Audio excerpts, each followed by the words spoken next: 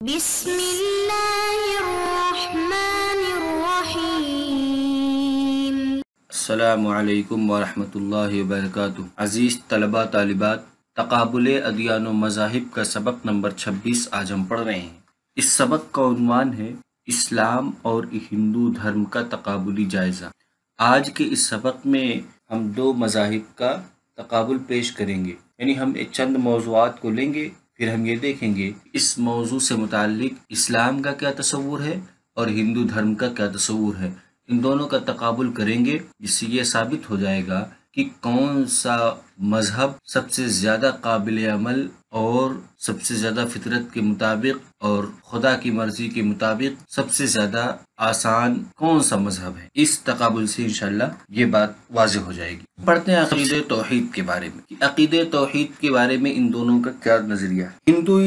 ہندو مذہب کا یہ تسلیم شدہ عقیدہ جو ہے شرک ہے۔ اس مذہب کے اعمال و افکار سے جتنے شنکر اتنے شنکر والی بات سچ ثابت ہوتی ہے، جبکہ اسلام کی آمد سے بھکتی تحریک نے توحید کے عقیدے کو عام کرنے کی ناکام کوشش کی، کیونکہ بھکتی میں ناقص توحید ہے۔ نیز 33 کروڑ دیوتاؤں سے بچنے کے لیے تریمورتی کا عقیدہ اختیار کیا گیا، جبکہ یہ بھی شرک ہے۔ اس عبارت کا مطلب ہے کہ ہندوازم کے اندر توحید تصور نہیں ہے۔ رگ وید کے حوالے سے کچھ آیتیں پیش کی جاتی ہیں، منتر رگ وید کے پیش کیے جاتے ہیں توحید کے استدلال میں، جبکہ حقیقت یہ ہے کہ ہندو دھرم میں عملاً توحید ہے کہیں نہیں ہے۔ بنا شرک کے ہندوازم کی بنیاد ہی نہیں ہے۔ ہندوازم میں یہ لفظ بہت ہی مشہور ہے، 33 کروڑ دیوتا، اتنے شنکر اتنے شنکر، یہ عام استعمال الفاظ ہیں، اور جگہ جگہ ہر مفید اور مضر چیز ان کے لیے خدا ہو جاتا ہے۔ لیکن بھکتی جب اسلام آیا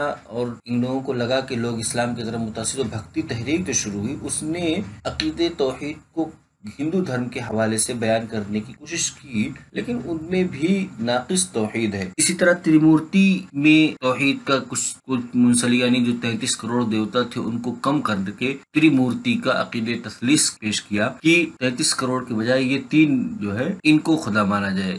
یہ بھی شرک ہے، تریمورتی بھی، یہ بھی توحید میں نہیں آتی چیزیں۔ اسلام، اس کے مقابلے میں اسلام خالص توحیدی مذہب ہے، جس میں کسی بھی قسم کی شرک کو برداشت نہیں کیا جاتا۔ اسلام ساری انسانیت کو ایک اللہ پر ایمان لانے کا حکم دیتا ہے، اور اللہ تعالیٰ کی ذات، صفات اور تقاضائے صفات میں شرک کرنے سے روکتا ہے۔ قرآن کا صاف اعلان ہے، اللہ شرک کو معاف نہیں کرتا۔ رسالت، ہندوازم میں اسلام کی طرح ہندوازم میں رسالت کا تصور نہیں ہے، بلکہ اوتار واد میں پیغمبر اور صاحب شریعت کا ہلکا سا ملتا جلتا تصور ہے۔ ہندو اپنی مقدس کتابوں کے مصنفین کو رشی کے نام سے جانتے اور یاد کرتے ہیں۔ آریائی لوگ وحی، الہام اور ہدایت الہی کے قائل ہیں۔ اسلام میں نبی و رسول کا وجود اتنا ہی یقینی ہے جتنا رات کے بعد صبح کا آنا۔ اسلام میں رسالت کا عقیدہ یہ ہے کہ اللہ نے ہر دور میں انسان کی ہدایت و رہنمائی کے لیے انبیاء و رسول کا سلسلہ جاری رکھا۔ حضرت آدم علیہ السلام پہلے نبی اور حضرت محمد صلی اللہ علیہ وسلم سب سے آخری رسول و نبی ہیں، اور ایک مسلمان کے لیے تمام رسول اور نبی پر ایمان لانا ضروری ہے۔ یعنی اسلام میں جو رسالت کا تصور بہت ہی واضح ہے، کہ اسلام میں جو رسول ہوتا ہے وہ خدا نہیں ہوتا ہے، بلکہ وہ خدا کا پیغمبر ہوتا ہے، یعنی انسان اور خدا کے بیچ میں وہ پیغام لانے کا وسیلہ ہوتا ہے، ذریعہ ہوتا ہے۔ جبکہ اس ہندو دھرم میں رسالت کا کوئی ایسا تصور نہیں ہے، بلکہ اوتار واد کا جو تصور ہے اس میں یہ ہوتا ہے کہ بعینہ ہی عین خدا انسان کی شکل میں زمین میں آتا ہے، یعنی خدا کسی پیغمبر کو نہیں بھیجتا، بلکہ خود وہ انسان کی شکل میں آتا ہے، جس سے کہ وشنو کے 10 اوتار کا جو تصور ہے وہ یہ کہ وشنو خود ان 10 اوتاروں کی شکل میں آیا ہے، نہ کہ اس نے کسی کو بھیجا ہے۔ اسلام کا رسالت کا تصور واضح نہیں۔ ضابطۂ حیات، ہندو مذہب میں رسوم پرستی اور چند تاریخی کہانیوں کی نتیجہ خیزی کے علاوہ زندگی گزارنے کا کوئی ضابطہ اور اصول پیش نہیں کیا گیا، اور اس مذہب کی مقدس و مذہبی کتب بھی ضابطۂ حیات سے خالی اور تہی دامن ہیں۔ اسلام نے اپنے پیروکاروں کو اخلاقی، اقتصادی، معاشرتی اور روحانی ہر طرح کے ضابطۂ حیات سے نوازا ہے۔ اس کی روشنی میں وہ اپنی زندگی کے مدارس طے کرتے ہیں۔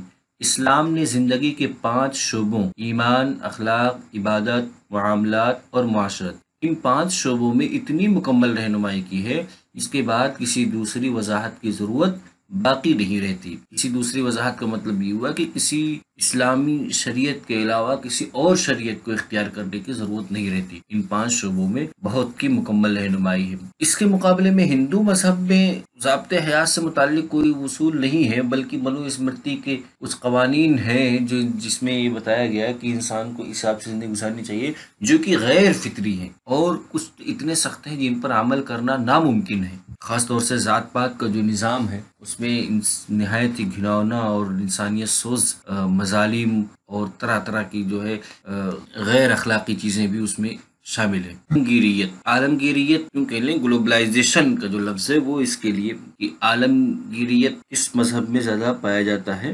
ہندو مذہب ایک محدود دھرم تھا جو اپنے دامن میں صرف ان ہندوؤں کو جگہ دیتا تھا جو پیدائشی ہندو ہوں، مگر موجودہ ہندوازم کو تبلیغی بنا دیا گیا اور اب دیگر مذاہب کی طرح دوسروں کو بھی ہندو مذہب میں داخل کیا جاتا ہے۔ اس کا نتیجہ یہ ہے کہ اب ہندوازم افراد کے اعتبار سے دنیا کے تیسرے نمبر کے مذاہب میں شمار ہونے لگا۔ پہلے نمبر پہ تو عیسائیت ہے افراد کے اعتبار سے، دوسرے نمبر پہ اسلام، تیسرے نمبر پہ ہندوازم ہے۔ یعنی ہندوازم جو ایک نسلی مذہب تھا اور علاقائی مذہب تھا، آج موجودہ دور میں یہ ایک تبلیغی مذہب ہو گیا ہے اور اپنی ایک ثقافت بھی رکھتا ہے۔ ثقافت اس کی پرانی ہے، لیکن اب موجودہ دور میں کہ اس ثقافت کو عالمگیر بنانے کی کوشش کی جا رہی ہے اور تہواروں کو اور دیگر مذہبی رسومات کو عالمگیر پیمانے پہ پیش کرنے کی کوشش کی جا رہی ہے، اگرچہ اب بھی اسلام اور عیسائیت کے مقابلے میں اس کو مقبولیت نہیں حاصل ہو سکی، جبکہ اس کے مقابلے اسلام ایک عالمگیر مذہب اور قرآن ایک عالمگیر کتاب ہے۔ سورہ اعراف میں کہا گیا قُلْ يَا أَيُّهَا النَّاسُ إِنِّي رَسُولُ اللَّهِ إِلَيْكُمْ جَمِيعًا، اے نبی آپ کہہ دیجئے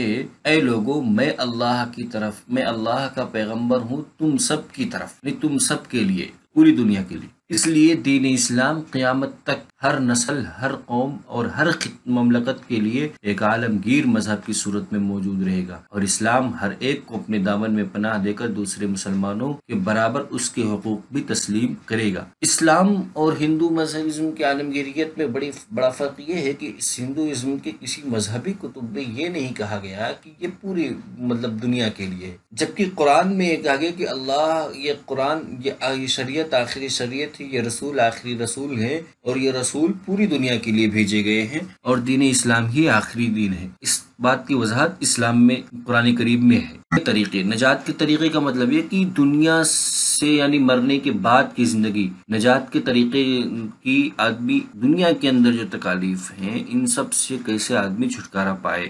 ہندوازم میں نجات کا طریقہ لفظ اس لیے عام زیادہ ہوتا ہے کیونکہ ان کے یہاں یہ بار بار آنے جانے کا جو تناسخ یا آواگمن کا، ان کے یہاں اس سے بچنے کا، اس سے نجات پانے کا کیا طریقہ ہے، یہ اصلاً ہندو مذہب یا دیگر مذہب کی اصطلاح ہے۔ نجات کے طریقے، اسلام میں نجات سے مراد ہوتی ہے جنت، جہنم کی آگ، مرنے کے بعد آدمی جنت میں چلا جائے وہ نجات ہے، جہنم میں جانا اس کو نجات سے تعبیر نہیں کیا جاتا۔ کہتے ہیں ہندوازم میں نجات کے 3 طریقے ہیں: علم، عمل اور ریاضت۔ علم یعنی جنن مارگ، عمل کرم مارگ، ریاضت بھکتی مارگ۔ کہتے ہیں ان تینوں کو جو اختیار کر لے گا وہ نجات پا جائے گا ہندوازم میں، جبکہ اسلام میں نجات کے صرف 2 طریقے ہیں، ایک ایمان اور دوسرا عمل۔ اسلام میں ریاضت کوئی الگ شعبہ نہیں بلکہ عبادت کا ایک جز ہے، اور عبادت 2 طرح کی ہوتی، بدنی اور مالی۔ تناسخ یعنی حیات بعد الموت، مرنے کے بعد کی جو زندگی ہے وہ اسلام میں کیا، ہندوازم میں کیا ہے۔ ہندو مذہب کے بنیادی عقائد میں تناسخ یا آواگمن شامل ہے، جس کے مطابق ہر انسان ایک مرتبہ مرنے کے بعد دوبارہ نئے وجود کے ساتھ جنم لے کر دنیا میں آتا ہے، اور ہر روح کو اپنے دنیاوی اعمال کے مطابق دوسری زندگی میں جسم ملتا ہے۔ اس سے متعلق اسلام کا تصور یہ ہے کہ ہر شخص کو اس کے اعمال کا بدلہ آخرت میں ملے گا، نیک اعمال کا بدلہ جنت کی صورت میں اور برے اعمال کا بدلہ جہنم کی صورت میں دیا جائے گا۔ یہ الگ بات ہے کہ بعض اوقات انسان کو اس کے اعمال کا بدلہ دنیا میں بھی دیا جا سکتا ہے۔ نکاح یا نیوگ ہندو دھرم میں ایک مذہبی حیثیت کا عمل ہے جس میں ایک عورت بیوہ ہونے یا شوہر کی گمشدگی یا اولاد نہ ہونے کی صورت میں دوسرے مرد سے ازدواجی تعلقات قائم کر سکتی ہے اور اس کے ذریعے اسے 10 بچے پیدا کرنے کی اجازت ہے۔ نیوگ کے نام پر ہندو معاشرے میں جاری یہ رسم گندگی کی اعلیٰ ترین مثال ہے جو اس کے علاوہ کسی اور دھرم میں نہیں مل سکتی۔ اسلام میں نکاح کے علاوہ کسی اور ذریعہ سے ازدواجی تعلقات قائم کرنا ناجائز اور گناہ ہے۔ اسلام اسے زنا اور بدکاری قرار دے کر اس کے قریب جانے سے انتہائی سختی سے منع کرتا جائے کہ اس عمل بد کا ارتکاب اور اس کے ذریعے بچے پیدا کیے جائے۔ یعنی نیوگ ایک بہت ہی غیر اخلاقی اور معاشرے کی سب سے بدترین عمل نیوگ ہے جو اس کی اجازت ہندوازم میں ہے، جبکہ اس کے مقابلے میں اسلام میں اس طرح کا کوئی تصور نہیں، بلکہ اسلام میں نکاح کا تصور ہے، اور اس کے علاوہ جتنی بھی ازدواجی تعلقات کی صورتیں ہوتی ہیں وہ سب کے سب اسلام میں زنا سے تعبیر کیا جاتا ہے، جو حرام ہے اور گناہ ہے۔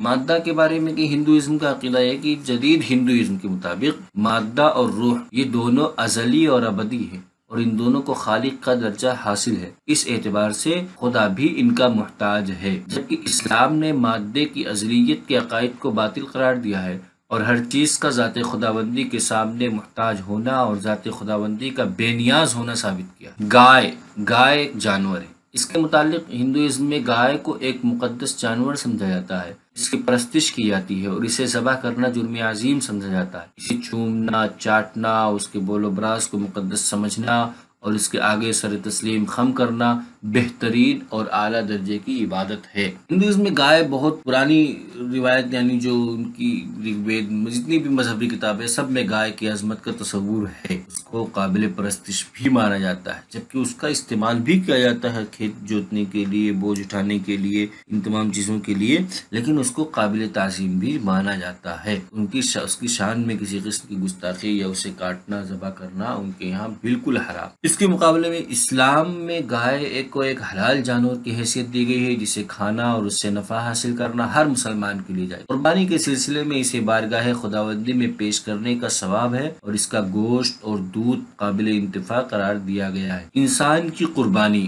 ہندو مذہب میں اپنے معبودوں کے لیے انسان کو قربان کرنا جائز ہے، بلکہ بعض بت تو ایسے ہیں جن کے سامنے صرف انسانوں کو ہی قربان کیا جا سکتا ہے، اور انسانوں کی قربانی کی یہ رسم بہت پہلے سے چلی آ رہی ہے۔ اسلام میں انسانی قربانی کسی بھی مرحلے میں جائز نہیں ہے، صرف چند مخصوص جانوروں کی قربانی اور ان سے انتفاع جائز قرار دیا گیا۔ وراثت یعنی کسی آدمی کے مرنے کے بعد جو اس کی جائیداد ہوتی ہے، اس کے حقدار کون کون ہوتے ہیں، اس کی تقسیم کو وراثت کہا جاتا ہے۔ ہندو مذہب میں عورت کو اس کے حق وراثت سے محروم رکھا جاتا ہے۔ لڑکی اپنے باپ کی جائیداد کی وارث نہیں ہو سکتی، کوئی بیوہ عورت اپنی جائیداد فروخت کرنے کا حق نہیں رکھتی، نیز عورت اپنے شوہر کے مال کی وارث بھی نہیں سکتی۔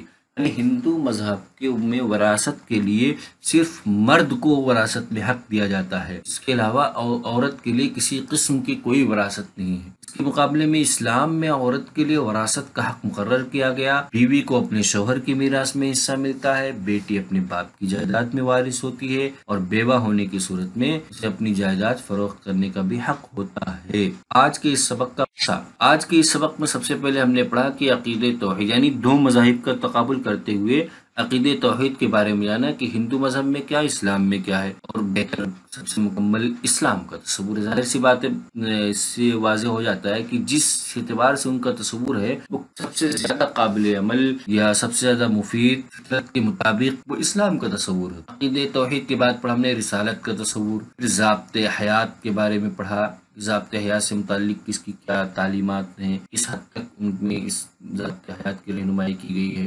عالمگیریت سے متعلق پڑھا، پھر نجات کے طریقوں کو جانا، پھر تناسخ یا حیات بعد الموت سے متعلق، پھر نکاح یا نیوگ مادہ کے بارے میں پڑھا، اس کے بعد گائے کے بارے میں، پھر انسان کی قربانی سے متعلق پڑھا کہ انسان کی قربانی کس حد تک دونوں مذاہب میں پائی جاتی ہے، پھر سب سے آخر میں ہم نے پڑھا وراثت کے بارے میں کہ وراثت کا کیا